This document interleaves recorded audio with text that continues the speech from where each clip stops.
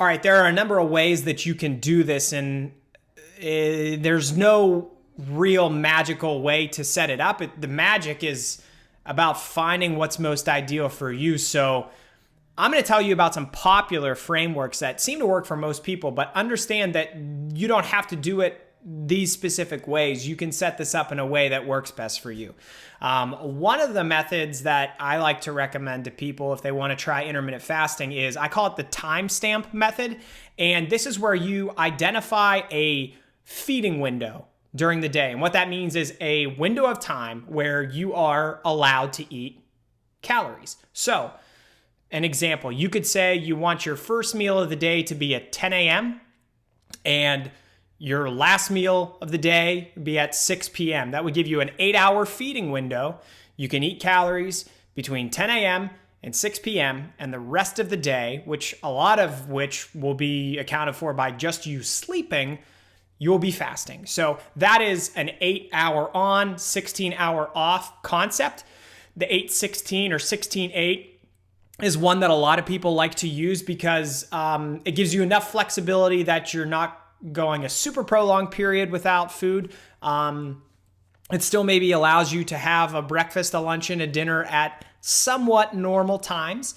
So that seems to work for a lot of people. But you can time stamp your day really in any way. I mean, if you wanted to go till noon, start eating at noon and end eating at 8 p.m., you're still in the 16-8 framework. That works. And you're still time stamping things that way. So that's one way that you can use intermittent fasting. Another way that you can implement it, this is one that I prefer, is simply skipping breakfast and pushing the first meal of the day to as late as you possibly can.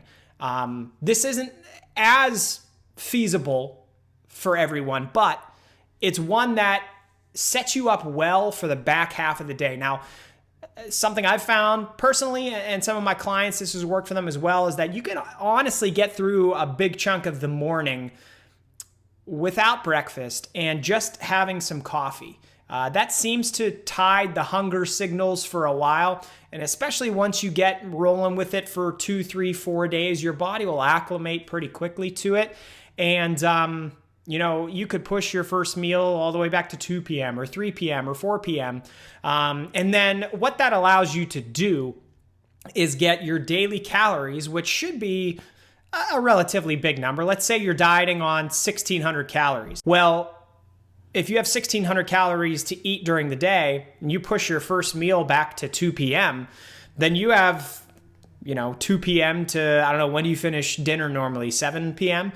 So you have a 5-hour window, a smaller window to eat a lot of calories. And what that does is help you feel really satiated, really full, and satisfy those desires for hunger that you would have normally. A lot of satisfying hunger is feeling full. So by pushing that first meal so far back in the day, you're able to kind of smash a bunch of calories into a smaller window of time, feel full, which, satisfies that need, but you're also still in a calorie deficit over the course of an entire day. So you're still accomplishing being in a calorie deficit, but you're just squeezing that feeding window into a smaller period of time.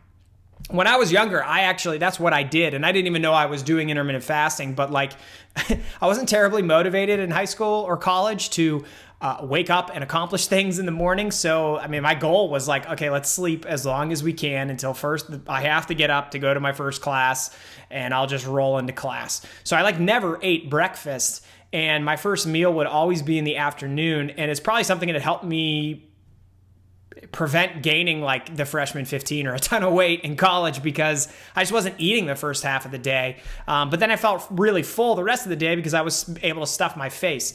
Like I said, I didn't know I was doing it back then, but it's something that I think actually probably helped me stay relatively lean throughout college.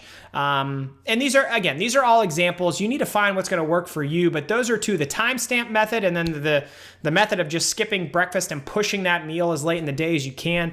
Those are two examples of ways that you can perform intermittent fasting. And again, it's all about just you finding a framework that works for you, and then you have to adhere to it. So that's the big piece.